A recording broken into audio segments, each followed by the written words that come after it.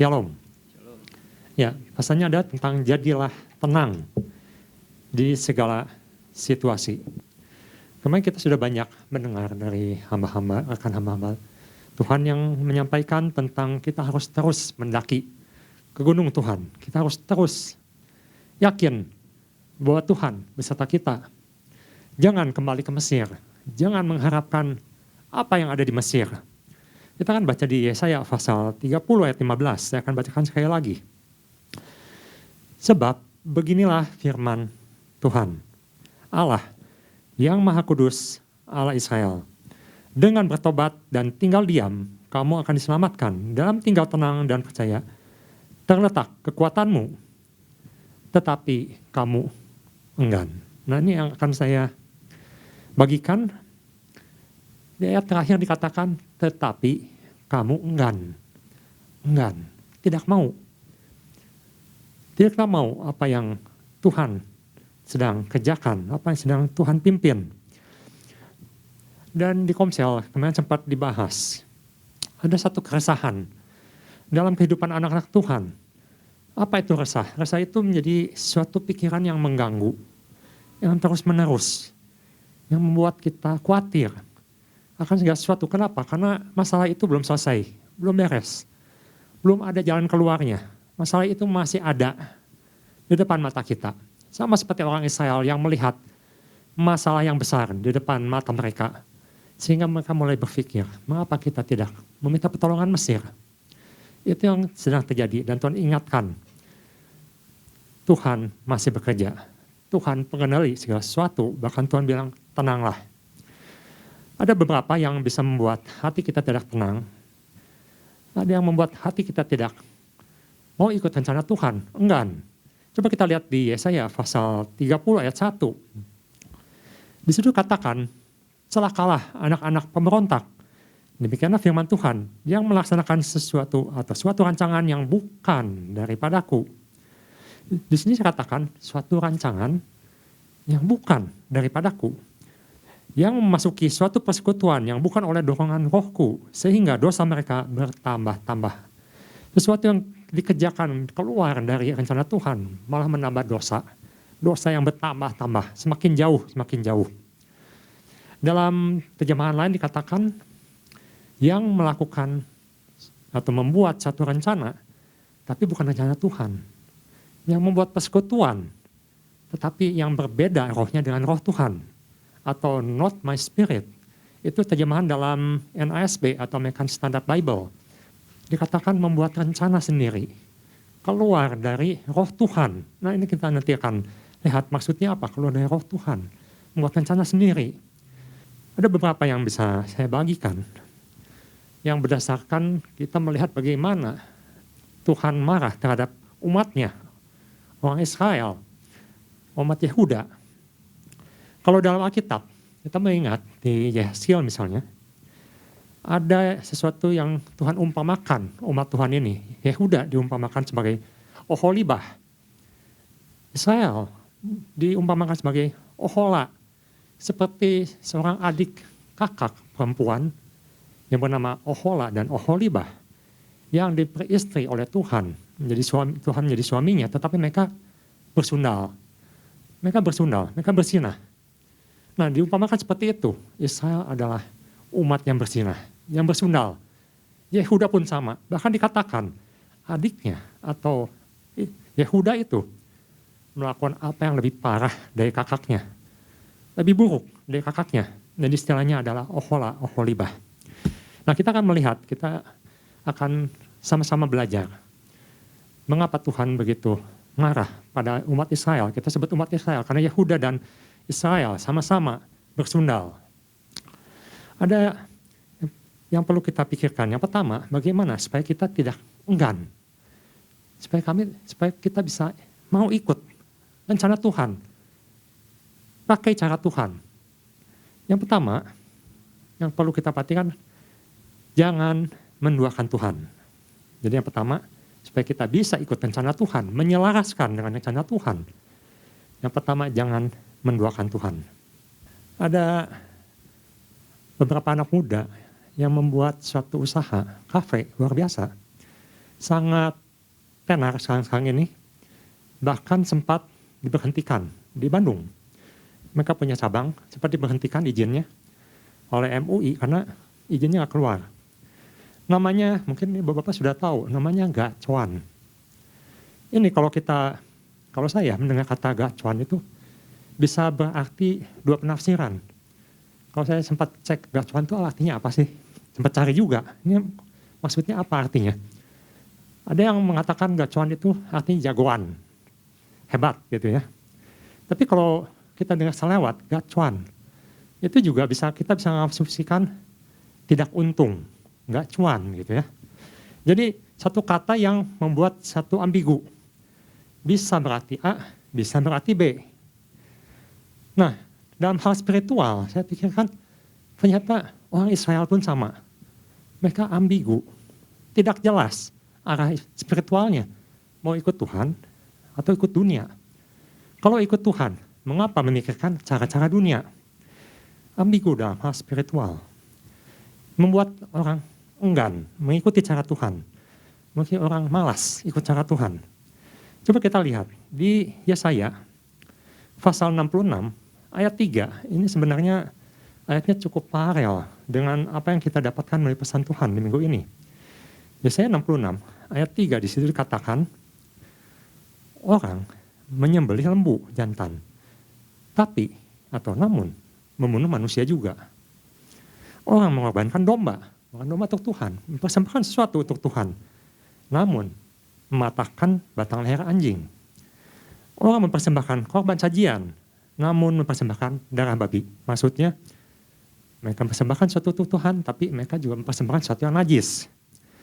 Orang mempersembahkan kemenyan, namun memuja berhala juga. Karena itu, sama seperti mereka lebih menyukai jalan mereka sendiri, dan jiwanya menghendaki dewa kejijikan mereka. Kita mungkin bisa bilang, saya nggak seperti orang Israel. Saya ikut Tuhan, saya beribadah pada Tuhan. Tapi cara-cara yang kita lakukan, arah yang kita lakukan bukan cara Tuhan.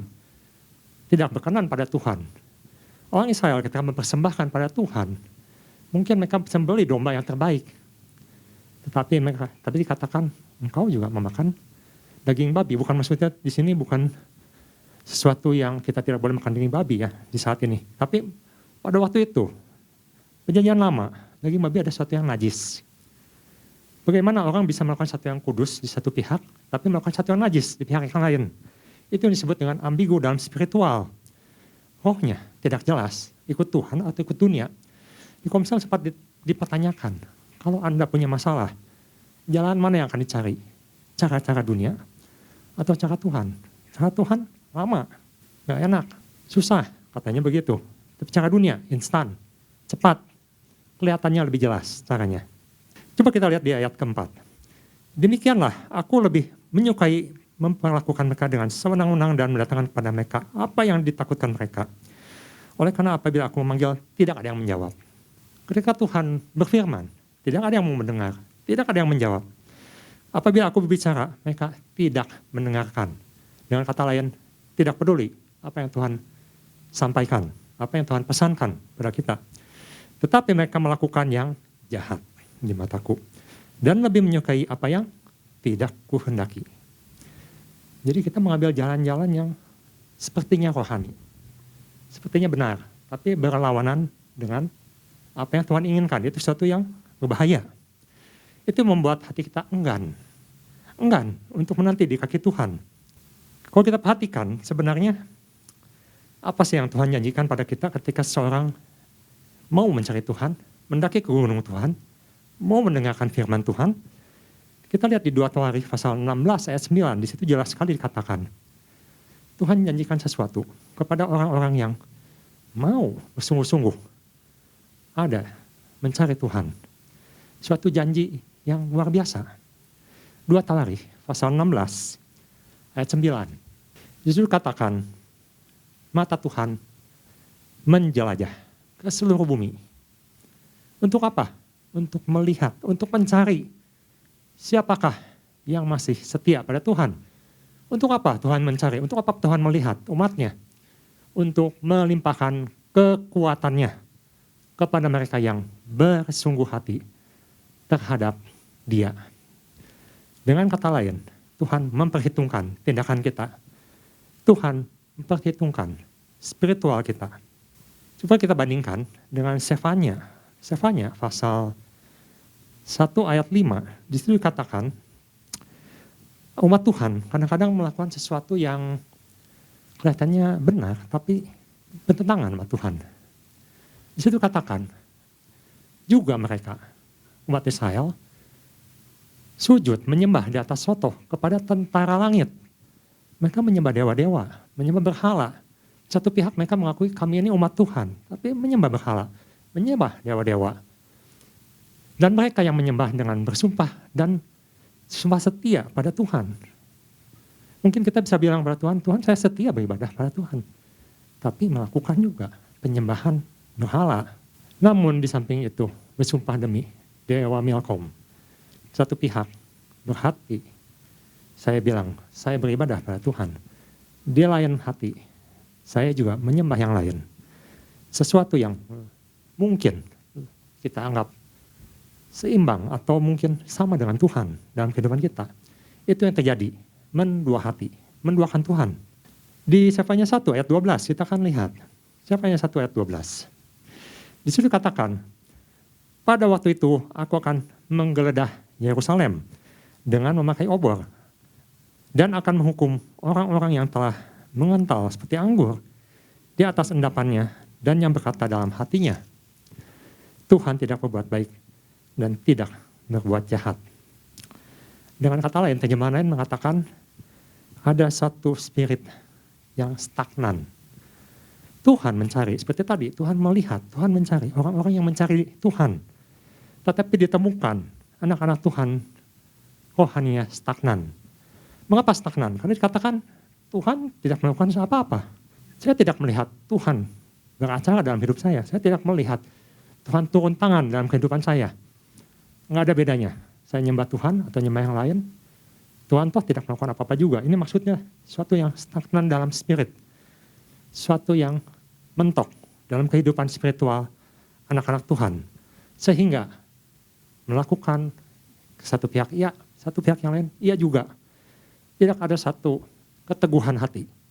Nah itu yang pertama, Tuhan melihat jangan sampai ada sesuatu yang menduakan Tuhan. Sesuatu yang membuat kita enggan dalam kehidupan kita untuk datang kepada Tuhan, untuk mendekati Tuhan, untuk boleh menunggu apa yang Tuhan inginkan, menunggu waktunya Tuhan, menunggu firman-Nya Tuhan.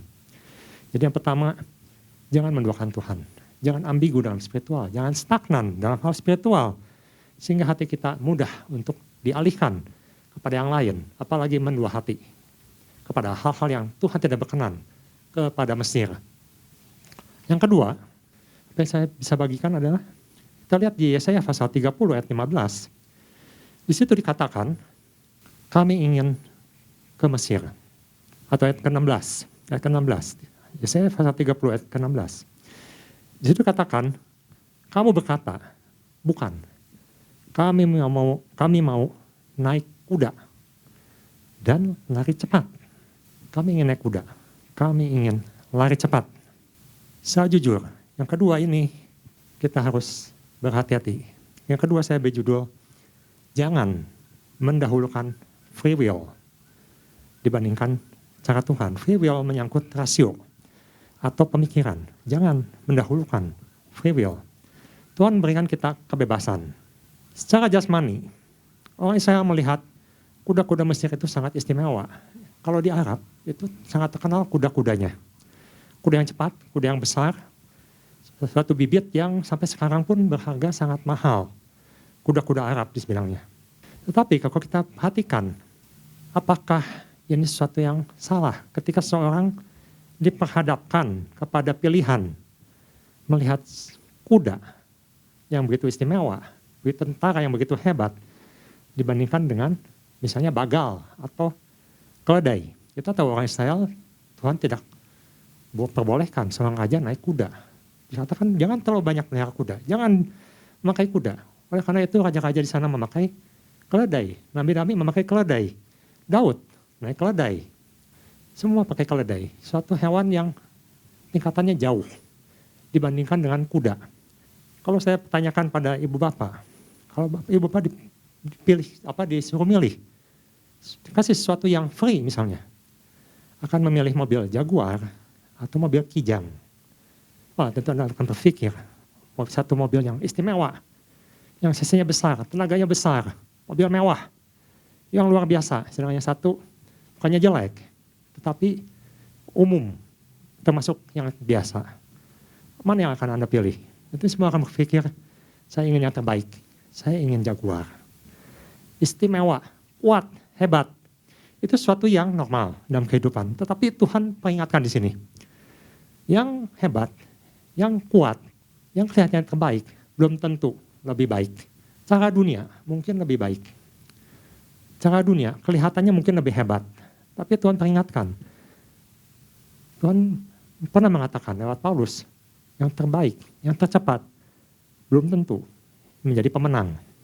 Kita harus berhati-hati karena sekarang ini banyak sekali ditawarkan pendapat-pendapat, bahkan mulai menekan, termasuk anak-anak Tuhan, suatu faham-faham yang kalau dipikir masuk akal, semakin diteliti masuk akal. Tetapi kalau kita bandingkan dengan firman Tuhan, itu tidak benar. Dan kita tahu banyak pengajaran-pengajaran seperti itu, termasuk idealisme-idealisme lewat film sekarang. Anak-anak muda dia bombardir. Bahkan mungkin di negara maju ada seorang anak yang mempertanyakan, mengapa saya tidak boleh memilih gender saya sendiri? Ini sesuatu yang aneh. Mungkin kita berpikir, iya ya, itu hak asasi manusia. Manusia berhak memilih gendernya. Tapi kalau kita kembali pada firman Tuhan, apakah seperti itu yang Tuhan katakan? Bagaimana dengan kejadian yang mengatakan Tuhan menciptakan laki dan perempuan, hanya dua? Tentunya kita harus berhati-hati dengan apa yang ditawarkan, dengan apa yang kita pikirkan, apa yang kita inginkan. Karena ajaran-ajaran sesat dan juga idealisme-idealisme itu akan membuat kita enggan untuk mendengarkan firman Tuhan. Kita akan lihat di Ibrani pasal 13 ayat 21. Penulis Ibrani dengan jelas mengatakan, kiranya memperlengkapi kamu dengan segala yang baik untuk melakukan kehendaknya. Dan mengerjakan di dalam kita apa yang berkenan kepadanya, kepada Tuhan. Oleh Yesus Kristus, bagi dialah kemuliaan sampai selama-lamanya. Tuhan mengatakan kita harus mengerjakan apa yang berkenan kepada Tuhan. Bukan apa yang menurut saya benar. Bukan apa yang menurut saya menarik. Bukan apa yang menurut saya ini saya bebas untuk melakukannya. Kebebasan manusia itu memang Tuhan berikan. Tetapi Tuhan katakan bukan selalu itu yang benar. Bahkan manusia cenderung untuk memilih yang salah. Manusia selalu memilih yang salah. Mengapa? Karena iblis tahu persis kelemahan manusia. Salah satunya di mata. Ketika kita melihat Mesir yang begitu hebat, kita bisa tertarik ke sana. Sedangkan Tuhan bilang, jangan kembali ke Mesir. Mesir adalah lambang pemerintahan yang memperbudak, yang mengikat, yang mempersulit, yang membuat kita miskin.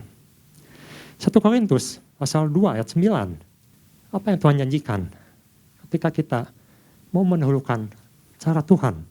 1 Korintus pasal 2 ayat 9. Tetapi seperti yang tertulis, apa yang tidak pernah dilihat oleh mata, tidak pernah didengar oleh telinga, dan yang tidak pernah timbul dalam hati manusia, semua disediakan Allah untuk mereka yang mengasihi Dia. Saya ulangi, apa yang tidak dilihat mata, kita tidak bisa melihat.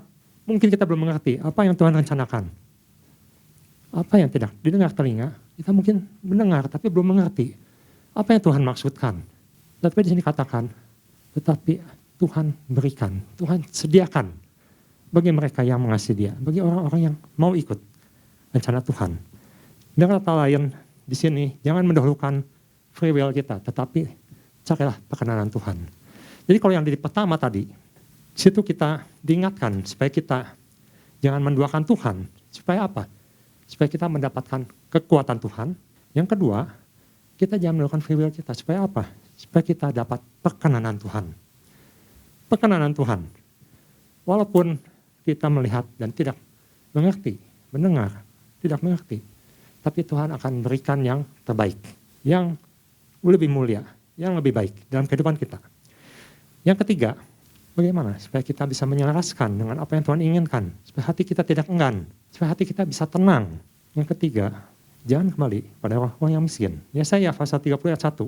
Situ dikatakan, celakalah anak-anak pemberontak, demikian firman Tuhan, yang melaksanakan suatu rancangan yang bukan daripadaku, yang memasuki suatu persekutuan yang bukan oleh dorongan rohku, sehingga dosa mereka bertambah-tambah.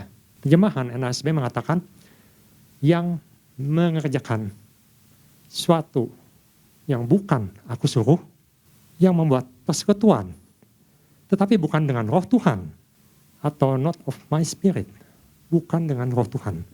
Jadi apa yang mereka lakukan? Orang Israel bersekutu dengan roh-roh yang miskin. Mesir memang hebat, Mesir memang besar, bahkan dunia mencatat Mesir itu termasuk bangsa yang peradabannya luar biasa, yang sudah ada dari dulu. Mereka berjaya, hebat, bisa bikin sesuatu yang luar biasa. Tetapi Tuhan katakan, roh mereka adalah roh yang miskin, bukan roh Tuhan. Kita lihat di Bilangan pasal 11 ayat 5, ini sempat menjadi sesuatu yang membuat waktu itu orang Israel ingin kembali kepada Mesir. Sebenarnya apa sih yang mereka inginkan?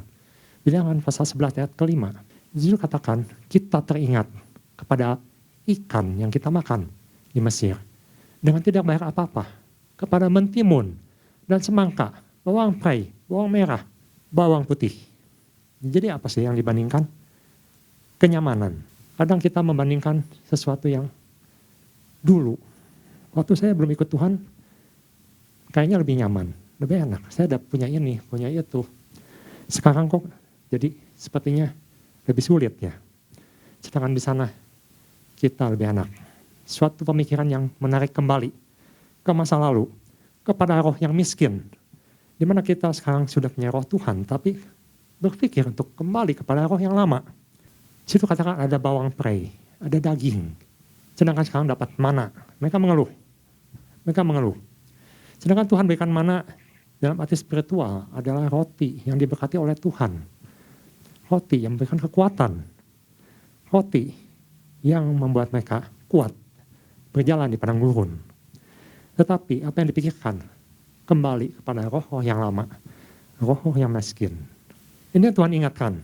Ketika seorang mengingat kembali, sepertinya yang dulu, sepertinya yang di luar, menjanjikan yang lebih enak. Kita harus berhati-hati. Karena Tuhan katakan mereka adalah roh yang miskin. Suatu yang ilusi. Ilusi. Karena sesungguhnya tidak demikian. Apa yang kita lihat ketika umat Israel di Mesir, mereka jadi budak. Mereka tidak punya kebebasan. Mereka dibunuh. Mereka disiksa. Mereka dipersulit. Bahkan apa yang Mesir lakukan, mereka membangun kota yang besar. Seperti Pitom, Ramses. Siapa yang bangun? Budak-budak yang membangun. Budak-budak Israel yang membangun. Untuk apa? Untuk jadi kebanggaan Mesir. Apakah itu yang menjadi kebanggaan bagi mereka? Sehingga mereka pikir, kayaknya lebih baik balik ke Mesir. Kembali lagi ke roh yang miskin. Yang Tuhan katakan, itu adalah roh yang tidak ada gunanya. Roh yang memperbudak. Roh yang tidak memberi kekuatan apa-apa dalam kehidupan anak-anak Tuhan. Berarti 4:9. Tetapi sekarang, sesudah kamu mengenal Allah, sesudah kita mengenal Allah, sudah kita mendengarkan firman, sudah kita mengerti firman, atau lebih baik, sudah kamu dikenal Allah, bagaimanakah kamu berbalik lagi kepada roh-roh dunia yang lemah dan miskin, dan mau mulai memperhambakan diri lagi kepadanya. Bagaimana mungkin semuanya sudah dibebaskan mau balik lagi kepada roh-roh yang miskin, roh-roh yang memperbudak, roh-roh yang tidak menjanjikan apa-apa, yang tidak memberikan masa depan yang cerah, tidak menjanjikan masa depan yang baik dalam kehidupan anak-anak Tuhan. Hanya karena apa? Hanya karena kita melihat dan memikirkan dan mengingini yang kelihatannya di luar lebih menjanjikan. Jadi yang ketiga, jangan kembali. Jangan kembali pada orang-orang yang miskin. Itu hanya ilusi. Itu hanya ilusi, bukan kenyataan. Jadi yang ketiga, kita harus mendapatkan yang terbaik dari Tuhan. Jadi ketiga hal ini, bagaimanakah kita bisa punya kekuatan supaya kita jangan sampai enggan di hadapan Tuhan. supaya kita bisa ikut rencana Tuhan, menyelaraskan agenda kita dengan agenda Tuhan. Jadi yang pertama, jangan menduakan Tuhan. Karena Tuhan berjanji akan berikan kekuatan pada mereka yang mencari Dia. Yang kedua, jangan mendahulukan free will kita. Karena Tuhan berkenan pada orang yang sungguh-sungguh mau mencari perkenanan Tuhan, dapatkan perkenanan Tuhan. Dan yang ketiga, jangan kembali pada kaum miskin, yang hanya ilusi itu, hanya tipuan. Tapi dapatkan yang terbaik dari Tuhan. Janji yang akan Tuhan genapi. Setiap perkataan Tuhan adalah ya dan amin.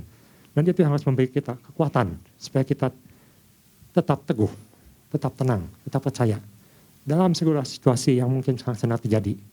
Termasuk dalam hidup saya, Ibu Bapak.